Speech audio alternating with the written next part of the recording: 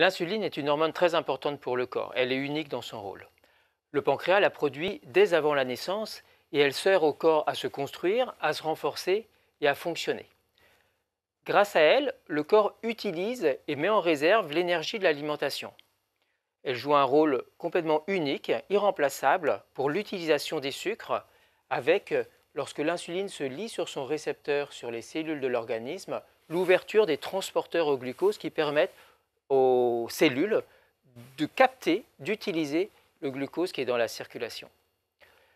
Le sucre, le glucose, qui est le principal sucre du sang, est utilisé donc en réponse à l'insuline. Quand le corps manque vraiment beaucoup d'insuline, il va mal, plusieurs fonctions se dérèglent, notamment on perd du poids, on urine beaucoup, des urines qui contiennent du sucre, du glucose précisément.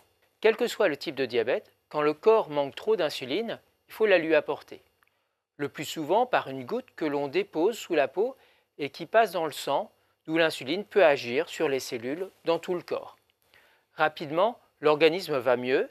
S'il en manquait, on a corrigé ce manque, on lui a apporté ce qui faisait défaut et rien d'autre dans l'organisme ne pouvait compenser ce travail. Le rôle de l'insuline est unique. Quand il fonctionne bien, le pancréas produit en permanence un peu d'insuline et à chaque fois que l'on mange, une bouffée d'insuline supplémentaire est libérée dans le sang pour justement utiliser ce qui a été digéré de l'alimentation.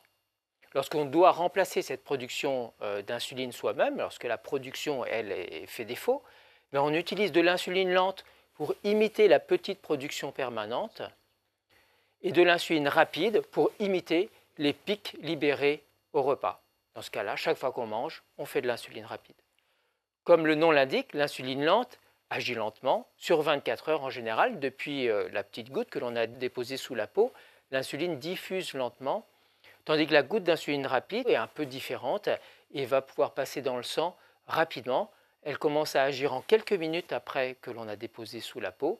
Elle est maximum dans son action après 1-2 heures, ce qui correspond au pic de la glycémie qui monte après le repas, mais elle n'a plus d'effet après 5 heures, elle a disparu du corps, là où l'insuline lente reste, elle, 24 heures.